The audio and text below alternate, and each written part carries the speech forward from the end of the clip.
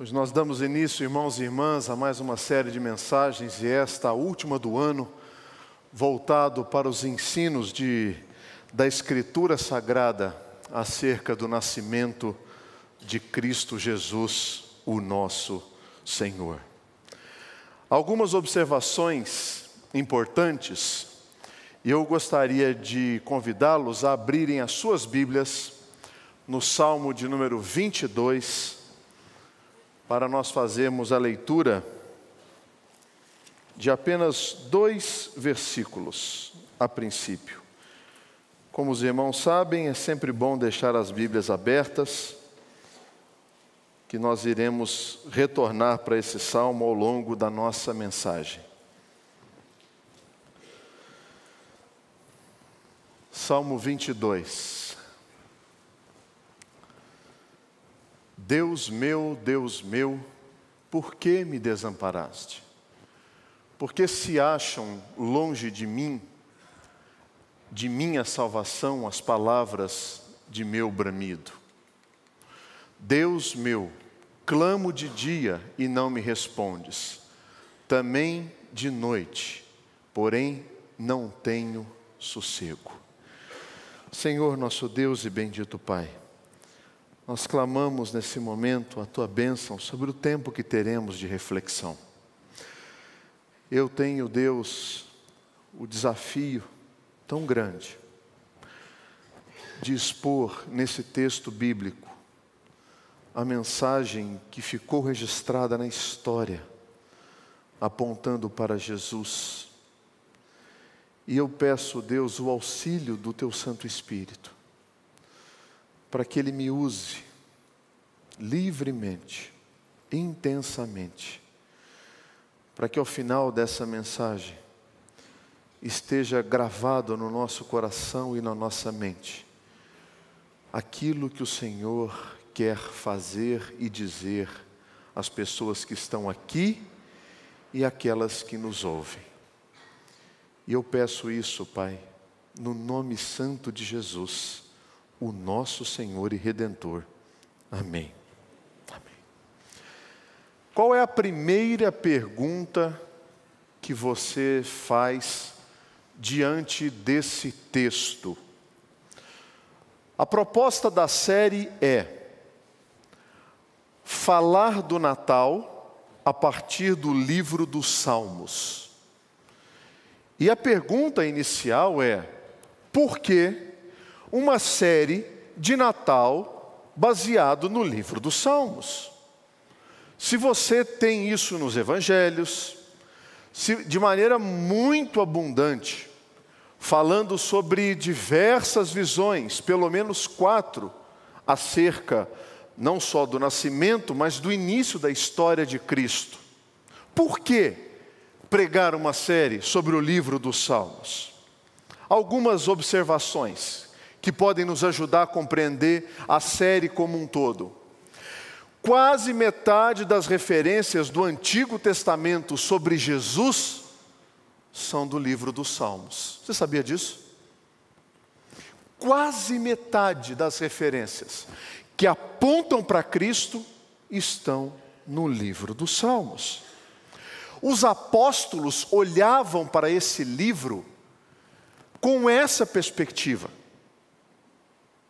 de encontrar ali evidências que apontavam para o nascimento de Cristo Jesus. Evidências que falavam da sua linhagem, do seu zelo, das suas parábolas, da sua rejeição, do seu sacerdócio, da sua traição, do seu sofrimento, da sua ressurreição, da sua ascensão e do seu reinado. Tudo isso no livro dos Salmos. O que essas referências são? Elas são tipologias. O que é uma tipologia? Uma tipologia, ela é como uma sombra de algo que está lá na frente e está no aqui e agora. Você vê algum formato, você não consegue identificar a perfeição da imagem, mas você observa contornos que conhecendo muito bem aquele que se projeta à sombra, você diz assim, é Ele. Isso acontece com você? Quando você conhece alguém muito, uma foto pode até estar com a qualidade péssima, mas você olha e fala assim, não, é ele sim. Não é ela. Esse jeito de parar, essa pose, essa virada de cabeça, tenho certeza que é ele. Isso são tipologias. No Antigo Testamento, elas são a silhueta daquele que é projetado lá na frente. Agora, não só por isso. Por que uma série de Natal sobre o livro dos Salmos? Olha as palavras do próprio Cristo. Jesus lhes disse, são estas as palavras que vos falei, estando ainda convosco. Importava-se cumprir tudo o que de mim estava escrito na lei de Moisés, nos profetas e nos salmos. Então nós podemos falar de Natal na lei de Moisés, nós podemos falar de Natal nos profetas e nós podemos falar de Natal nos salmos. Agora, a continuidade desse versículo diz assim, então lhes abriu o entendimento para compreenderem as Escrituras. Ou seja, olhando para o Antigo Testamento, nós temos a capacidade de entender ainda mais e melhor o Novo Testamento. Uma outra pergunta que vai nortear as próximas 4 mensagens, contando com a de hoje. Como entender os salmos messiânicos? Pastor, eu acho que tem uma outra pergunta ainda. O que é salmo messiânico? São salmos que apontam e falam acerca de Jesus. Esses são os salmos messiânicos. Salmo 2, Salmo 8, Salmo 10, Salmo 16, Salmo 40, Salmo 45, Salmo 110 e por aí vai. Vários salmos são salmos messiânicos. Como nós entendemos os salmos messiânicos? 2 premissas que vão nos ajudar, e é importante que você fique ligado aqui comigo, porque se você desviar, se você começar a pensar na pizza fumegante que te aguarda após o culto, você vai ficar só na pizza. Vem comigo. Primeira premissa. As profecias do Antigo Testamento, elas são profecias progressivas. O que isso quer dizer? Elas são profecias que acontecem em prestações. Prestações. Por exemplo, o pastor Karl Bosma, quando ele fala sobre as profecias, ele diz que a profecia é como você estar numa viagem. E diante de você tem uma subida. Aquele morro menor, quando você está no pé do morro, você não consegue enxergar o que está atrás do morro. Então você começa a subir, e lá no alto você vê, opa, tem um morro maior. E aí você começa a subir, e lá no alto você vê, nossa, tem um maior ainda. Então, as profecias do Antigo Testamento têm essa premissa. Elas são progressivas. Ok? Segunda premissa. Nós precisamos fazer 2 movimentos quando nós olhamos as profecias do Antigo Testamento. Qual é o primeiro movimento que a gente faz? Eu saio do Antigo Testamento. No caso, eu vou sair do Salmo 22 e vou encontrar no Novo Testamento qual é a situação em que esta profecia se cumpre. Ok? Então, eu vou para o Novo Testamento. Agora, quando eu vou para o Novo Testamento, eu não posso ficar lá. Eu preciso fazer um outro movimento, que é voltar para o Antigo Testamento com aquela lente que eu peguei lá no Novo Testamento, e aí eu faço uma releitura daquele salmo, porque aquela sombra, aquela silhueta, ela ganhou definição, cor, imagem, visão, e eu consigo entender até mesmo coisas que não foram ditas no Novo Testamento e que estão no Antigo Testamento. Então, esse é o movimento que nós vamos fazer nessa noite, olhando para este salmo. Vocês estão comigo ainda? Então tá bom. Uns 15 balançaram a cabeça. Vamos lá. Firme e forte. Deus meu, por que me desamparaste? Que frase difícil. Que frase complicada. Essa expressão, lá no Novo Testamento, ela é dita por quem? Jesus. Aonde? Na cruz do Calvário. Marcos registra e Mateus registra a mesma expressão. Deus meu, por que me desamparaste? E por ser uma frase enigmática, ela suscita perguntas. Existem dúvidas. Nem todas serão respondidas, mas algumas nós falaremos e responderemos. Por exemplo, o que significa essa frase? Qual é o seu sentido? Lembra da primeira premissa? A profecia é progressiva. Por que Davi, que é o autor desse salmo, abre esse salmo dizendo isto? Então existe um momento circunstancial que fez com que Davi registrasse essa frase.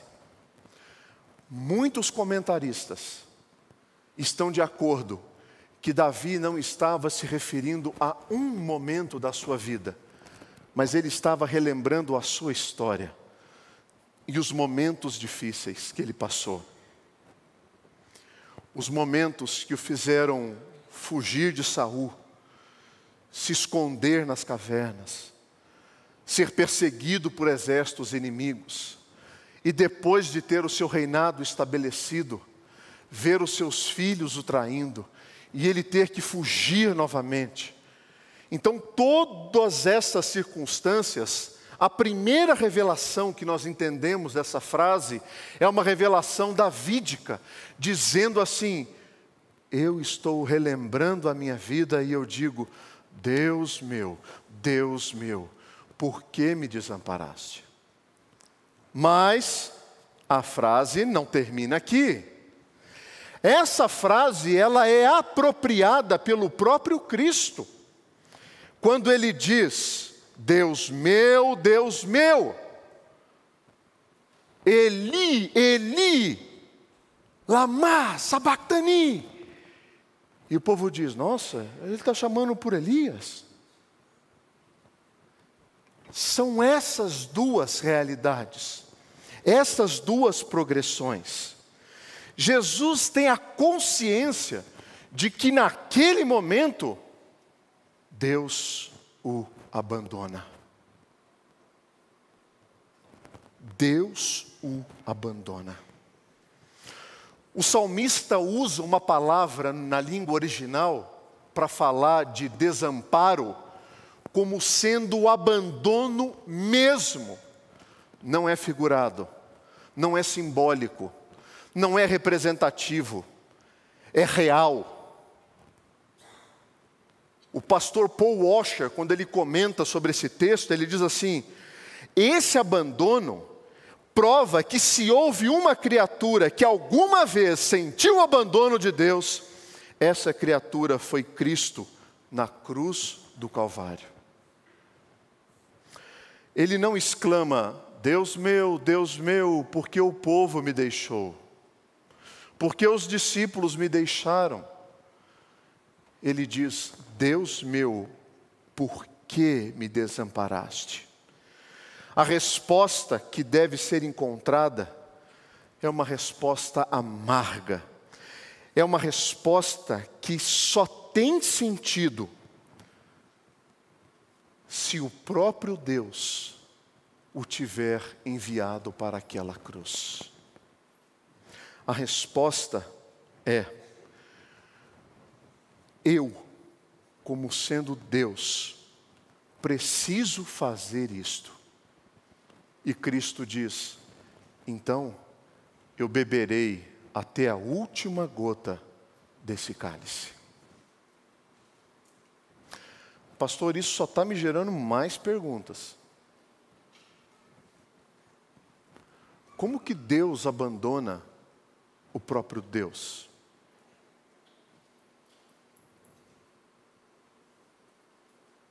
Por que que isso acontece? Assumindo que Jesus é Deus, como poderia a primeira pessoa da Trindade se afastar da segunda pessoa da Trindade? E aqui, nós não temos respostas racionais.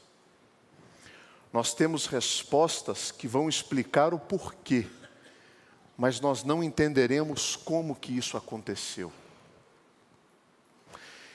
E por que que isso é explicado? Porque uma das maiores preocupações é que a cruz de Cristo, quando ela é explicada, não pode ser dito assim: Cristo morreu. Sabe por quê? Porque todos nós vamos morrer. Nós não podemos explicar também o tipo de morte que Cristo sofreu, que foi uma morte muito dolorida. Muitos mártires hoje morrem assim. Muitos morrem exatamente igual. Portanto, é preciso olhar com uma outra perspectiva. Se Deus abandona o seu filho na hora que ele mais precisava, por que eu deveria crer que na minha aflição eu posso contar com ele? Não é uma outra pergunta?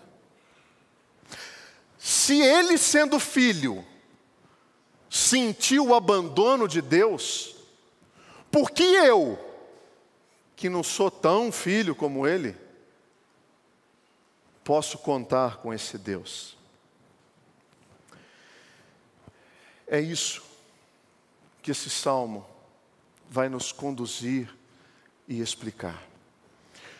Porque o tema da mensagem de hoje é: alegra-te, nasceu o livramento.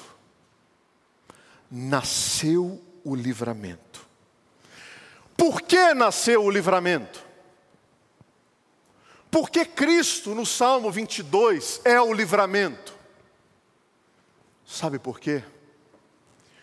Porque para Deus, pecado é algo muito sério. Muito sério. Muitas vezes eu tenho, e talvez você tenha, aquele ruído mental que tenta mostrar que a graça é algo que nós merecemos, sabe? Puxa, eu acho que, não, com o dízimo que eu dei esse mês, não é possível que eu não seja merecedor nem um pouquinho dessa graça. Com a minha bondade com a minha esposa, com a minha capacidade profissional, com o tamanho da minha empresa de proporcionar emprego para tantas famílias, não é possível que eu não tenha um pouquinho de mérito que seja. Quando a gente pensa assim, a gente cai numa expressão teológica que foi dita por Dietrich Bonhoeffer, quando ele fala graça barata. É você baratear a graça de Deus. É torná-la um recurso merecedor e não algo que você recebeu independente de quem você é, e independente do que você fez. E ela continuará sobre a sua vida, independente do que você faz. Mas dependendo do que você faz, você tende a baratear essa graça. O pecado é algo sério para Deus. É tão sério que por conta do pecado, o Santo de Deus, o Filho do homem, a estrela da manhã, o caminho, a verdade e a vida, a porta, aquele que é o nosso Salvador, aquele que é o nosso Redentor, se torna aos olhos de Deus vil, se torna aos olhos de Deus o alvo da sua ira, se torna aos olhos de Deus o destino de toda a sua justiça. Porque Deus leva a sério o pecado. Por isso Ele foi para a cruz. Porque Deus leva a sério o pecado. Talvez a gente não leve a sério, mas Deus levou o pecado às últimas consequências, que foi a morte do seu próprio Filho. Deus derrama sobre Jesus toda a extensão da sua ira. Aquela cruz representava toda a justiça e o cumprimento da justiça e da ira de Deus. Pastor, não é ressurreição, é Natal. Como que você vai entender que nasceu o livramento, se você não sabe do que você está sendo livre? Como que você vai entender? Você só compreende que nasceu o livramento se você souber do que você está sendo liberto, do que Deus está te livrando. E isso muda o seu olhar sobre a manjedoura, a respeito da manjedoura. Como se não bastasse, Deus exige uma reparação plena do pecado. Deixa eu contar uma história. Desculpa, uma história para você. O ano era 2012, numa pequena cidade da Itália, numa igreja católica romana. Uma senhora de 82 anos de idade, que cresceu naquela igreja, viu uma bonita imagem de Cristo, pintada por um artista, se deteriorando. Essa é a imagem. Ela devia passar na frente dessa imagem todos os dias. E provavelmente ela dizia assim: não, era tão bonita a imagem. Eu me lembro dessa imagem. Era tão bonita. E um dia ela teve uma bela ideia.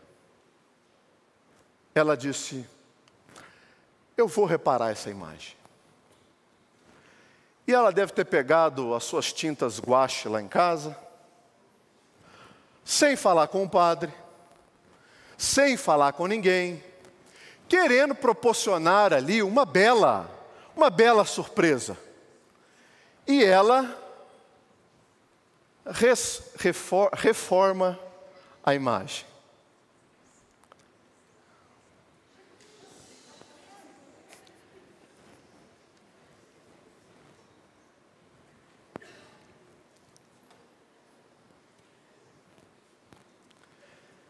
É isso que acontece. É isso que acontece quando você acha que você pode reparar o pecado, que você é suficiente para se encontrar justo diante de Deus. É isso que acontece. Nenhum homem poderia apresentar uma obra perfeita. Por isso Jesus vai para aquela cruz. Por que nasceu o livramento? Porque Deus leva o pecado a sério. Porque o pecado exige uma reparação plena.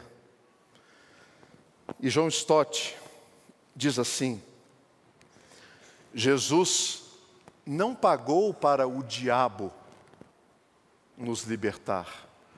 Jesus pagou para Deus nos libertar.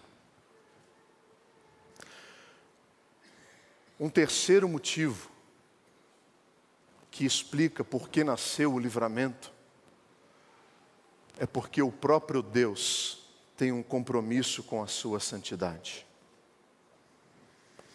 Pode parecer um pouco estranho você olhar para um lugar de sangue, um lugar de agressão, um lugar de vileza, reservado a bandidos, e encontrar nesse lugar santidade.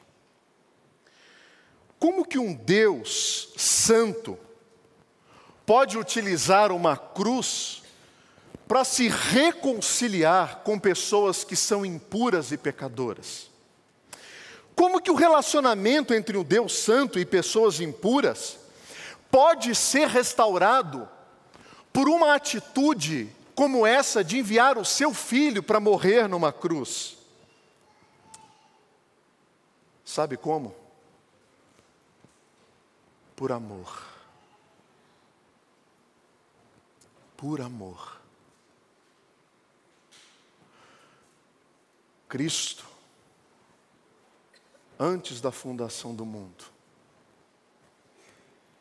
assumiu o compromisso de se encarnar e de morrer na cruz pelos nossos pecados. Porque a obra de Cristo na cruz satisfez todas as exigências de Deus, da sua justiça, da sua santidade, da sua retidão, para que Ele nos livrasse da sua ira e da condenação. É Natal. Você tem motivo para se alegrar? Pastor, eu confesso que eu estou até meio deprê depois disso aí.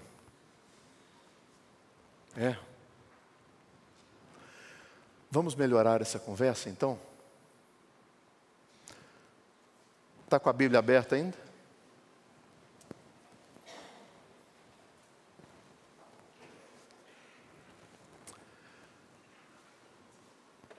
Qual a releitura que nós fazemos a partir da cruz? Como que a gente volta para esse salmo agora, olhando para ele, contendo as belezas da redenção, do livramento, do perdão, da vida eterna e do amor? Olha só, Deus abandonou a Cristo na cruz para que nunca mais alguém fosse abandonado por Ele. Isso não é motivo para você se alegrar? Olha o que diz o versículo 3. Contudo, Tu és santo, entronizado entre os louvores de Israel. Nossos pais confiaram em Ti, confiaram e os livraste. A Ti clamaram e se livraram. Confiaram em Ti e não foram confundidos. Irmãos, quanta preciosidade nesses versículos. Este verbo que você está vendo aí, do livraste, ele é um verbo que não houve capacidade para traduzir a sua intenção na língua hebraica. O tempo verbal desse verbo, ele é caracterizado por um exagero. Aqui quando você lê assim,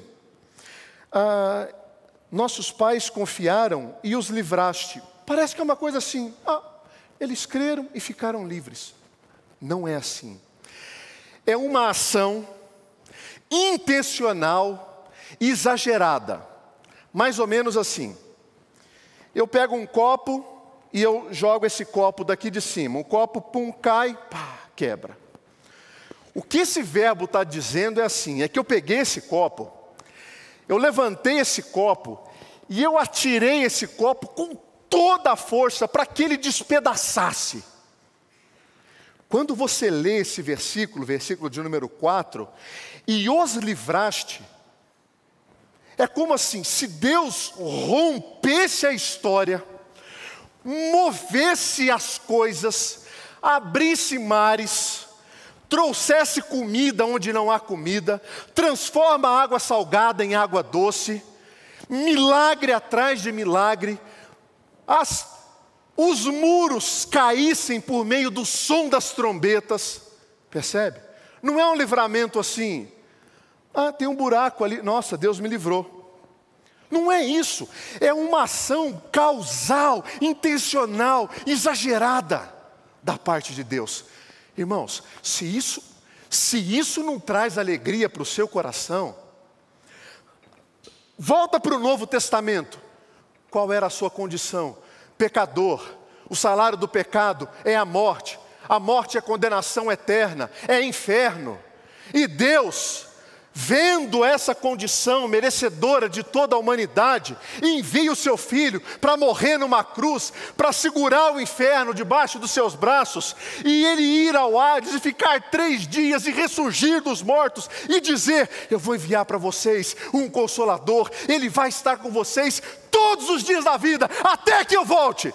Se isso não é motivo para você se alegrar, se isso não enche a sua boca de júbilo, nada mais te alegra na vida. Alegra-te, nasceu o livramento. Essa é a mensagem de Deus. É isso que está explícito no Salmo de número 22. Deus meu, por que o Senhor me desamparaste? Para que ninguém mais sentisse o abandono de Deus. Porque Cristo fez isso em nosso lugar. Isso é motivo de alegria. E a consequência disso, os meus lábios se enchem de louvor. Vai lá para o final do Salmo, não tem como a gente expor todo o Salmo. Versículo 22. A meus irmãos declararei o teu nome, cantar-te-ei louvores no meio da congregação.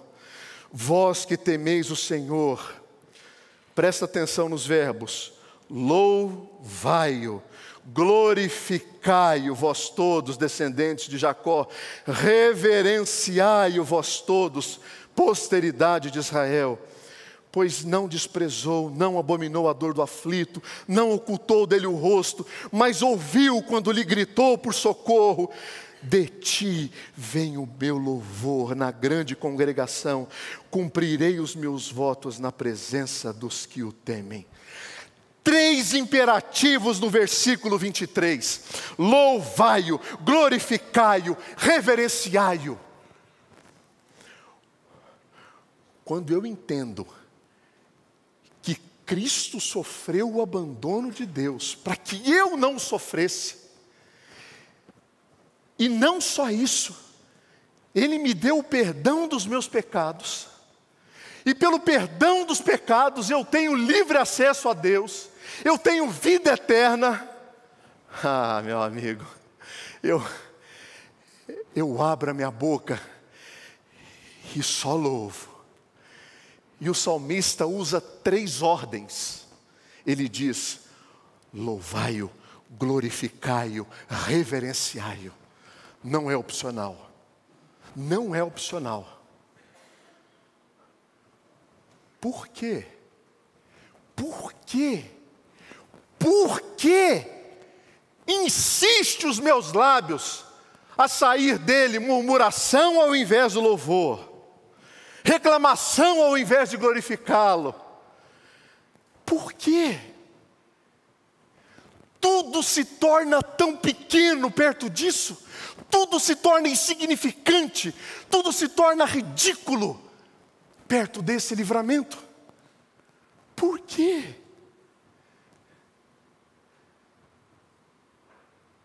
Nasceu o livramento. E como se isso não bastasse, a conclusão desse salmo é incrível, porque ele prepara os seus ouvintes Eu fico imaginando que o que a gente vai ler aqui agora é algo mais ou menos assim. Sabe aquelas catapultas de filme? Que aqui tem aquele monte de gente que vai tac, tac, tac, tac, tac, tac, tac, tac, tac, e aquele negócio vai puxando. Você fala, nossa, vai estourar. Meu Deus, na hora que ele soltar esse negócio, isso aqui vai voar. É esse salmo. Ele vai puxando essa catapulta. E aí ele coloca você ali. É você que está ali. Lê os versículos seguintes agora com essa imagem na cabeça. O versículo 30 e o 31. A posteridade o servirá. Falar-se-á do Senhor a geração vindoura. Hão de vir anunciar a justiça dele. Ao povo que há de nascer, contarão que foi ele quem o fez. Amém! Nós somos testemunhas dessa história. Nós somos lançados nessa história para testemunhar da vida e da vinda desse Cristo. Nasceu a libertação, nasceu aquele que estava planejado de vir, morrer e carregar sobre si os nossos pecados. E agora, o que você vai fazer? Você vai ouvir tudo isso e vai ficar quieto? Você vai receber tudo isso e vai ficar quieto? Quando você compra um carro novo, você quer falar para todo mundo. Quando você compra um apartamento, você quer falar para todo mundo. Quando você compra uma casa na praia, você quer falar para todo mundo. Agora, quando a sua vida é liberta do inferno, os seus pecados são perdoados, o que você vai fazer? Fica quieto? Gente, é Natal. Nasceu a libertação, nasceu o livramento. Nós somos lançados nessa história para a gente falar. E mais uma vez, os tempos verbais aqui nos ajudam a entender. Porque quando ele diz, no versículo 30, falar-se-á, ele de novo está usando uma linguagem exagerada. Mas agora não é uma linguagem ativa, é uma linguagem passiva. Ou seja, eu só vou falar, eu não vou falar de mim. Eu, não. Ele.